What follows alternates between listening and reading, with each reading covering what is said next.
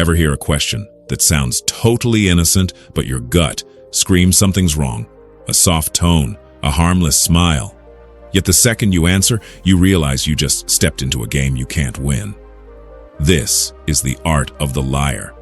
They don't just lie with statements, they lie with questions. If you can't spot the disguise, you'll get trapped doubting your own reality, apologizing for things you never did, and fighting against yourself instead of them. Believe it or not, the ancient Romans called this out 2,000 years ago. Seneca, Epictetus, Marcus Aurelius, they warned us. A manipulator rarely attacks head-on. They plant tiny seeds of doubt and wait for you to do the rest. 2,000 years later, the game hasn't changed. It's just gotten more subtle. In today's video, we're breaking down the 5 most dangerous questions manipulators use to control you. More importantly, I'll show you how a Stoic would respond: calm, clear, and unshakable. By the end, you'll have the tools to make sure you're never anyone's pawn again. Stick with me. And if you find value here, hit subscribe. Not for me, but for yourself, so you don't miss the next lesson to sharpen your mind. Question 1. Why are you being so sensitive? At first, it sounds like they care, but don't be fooled. This is Gaslighting 101. Hidden inside that question isn't curiosity. It's an accusation. They're basically saying, "You're weak. You're making things up. The problem isn't me, it's you." Pause for a second. Think back. Ever been in a relationship where you pointed out a problem and they brushed you off with a laugh? "Oh, you're just too sensitive." Or at work you questioned a sketchy decision and heard, "Don't overreact, it's just business." That's not concern, that's a weapon. They're trying to strip away your best defense, your awareness. They want to take your sensitivity, which is actually your radar for danger, and twist it into a weakness. Seneca said, "We suffer more in imagination than in reality."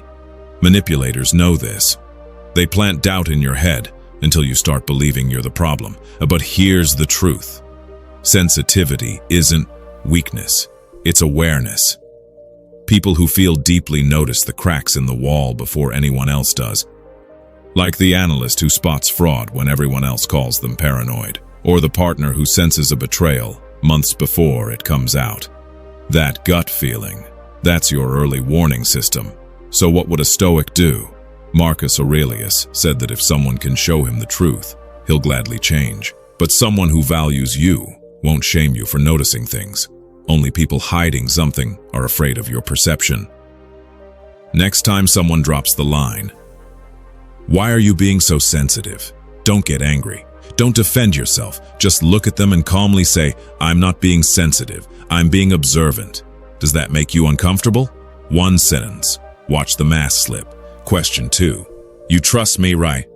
Sounds gentle, right? Innocent.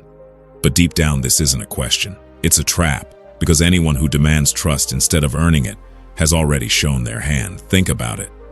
A trustworthy person doesn't need to ask for your faith. Their actions do the talking. Consistency builds trust. But when someone stares you in the eye and insists, "You trust me, right?" what they're really saying is, stop thinking, stop questioning, just hand me the keys to your brain. Epictetus warned that you can't learn what you think you already know. Liars use this question to shut down your curiosity. They want you to feel guilty for being cautious, to make you feel like asking for proof is a betrayal. But caution isn't betrayal. Caution is wisdom. Like the business partner who won't show the numbers but says, "Trust me."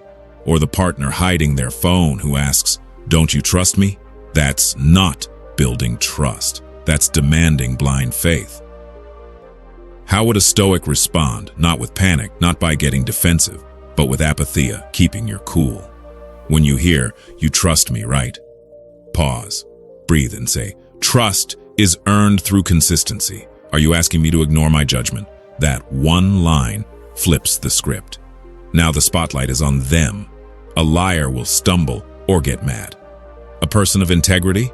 They won't be offended. They'll just keep showing you they're worth it. Question 3. Are you accusing me of something? This one's clever. It looks simple, but it's a shield. It's a way to put you on trial. Here's the play. You Bring up a concern. Something doesn't add up. You ask a question. Suddenly they hit back with, "Wait, are you accusing me of something?" Boom! You're no longer the observer. You're the villain. The focus shifts off their shady behavior and onto you. You go into defense mode. You backpedal. No, that's not what I meant. And just like that, you've lost your power. Marcus Aurelius said the best answer to anger is silence. But in Stoicism, silence isn't surrendering. It's refusing to play their game. Think of a courtroom. If the guilty person can make the judge apologize, the trial is over. That's what this question does. So how do you handle it? With stillness. Next time someone snaps, "Are you accusing me of something?" Don't rush to fill the awkward silence. Hold your ground, eye contact, wait 2-3 seconds, then calmly say, "Should I be?" Just 3 words, but it puts the pressure right back where it belongs. Liars expect you to panic. They don't expect you to hold your power. Whether it's a boss asked about missing funds or a partner asked about secrets, truth doesn't panic. Wisdom doesn't apologize for seeing what's there. Question 4. Would I ever lie to you? This is poison wrapped in velvet. It sounds hurt, wounded, like you insulted them just by doubting. But ask yourself, why ask that unless they know you're getting close to the truth? Would I ever lie to you? Isn't a question. It's a performance. They want to look noble and make you look cruel. It's about guilt. If they can make you feel guilty, you'll stop digging. You'll shut down your instincts. The Stoics remind us that truth is never offended by scrutiny. If someone has integrity, they don't need to convince you they're incapable of lying. They just live honestly. Think real life. The partner deleting messages, the co-worker dodging blame. Come on, would I really lie? The more they plead innocence, the more you should question it. A Stoic doesn't take the bait. They don't scramble to reassure. Instead, use calm clarity. Next time you hear, "Would I ever lie to you?" Pause. Let the silence hang, then reply. That's not the question. The question is, would I know if you did? That shifts the power. Liars thrive in the fog. They want you blinded. Your response turns on the floodlights. Honest people don't fear questions. Only liars do. Question 5. Can't we just move on? This is the last card in the deck. The desperation play. When denial fails, when distraction fails, they try exhaustion. Can't we just move on? Sounds like peace. It sounds like closure, but look closer. It's not about fixing things. It's about escape. They're saying, "I don't want accountability. I just need you too tired to keep fighting." That's how lies survive, not because the liar is smart, but because the truth seeker gets tired and gives up. For a Stoic, truth has no expiration date. It doesn't fade just because it's inconvenient. Whether it's a company trying to bury a scandal or a partner trying to gloss over a betrayal, "Let's focus on the future" is often code for "let's bury the past." How do you respond? Not with rage, not with an endless argument, with resolve. When they ask, "Can't we just move on?"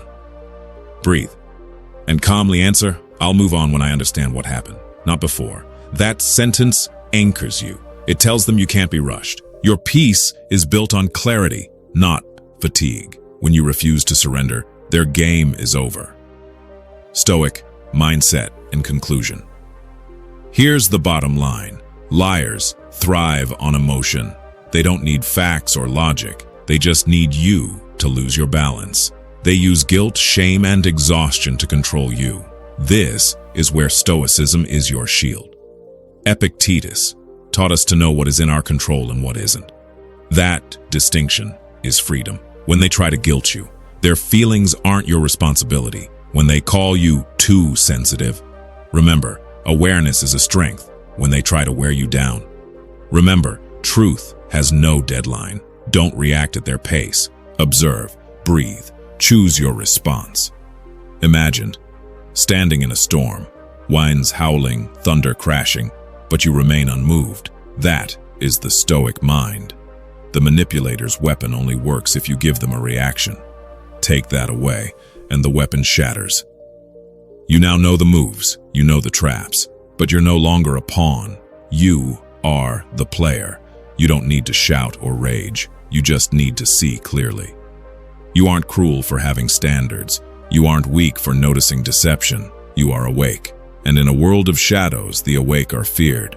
Walk like a stoic warrior, calm, observant, unshakable.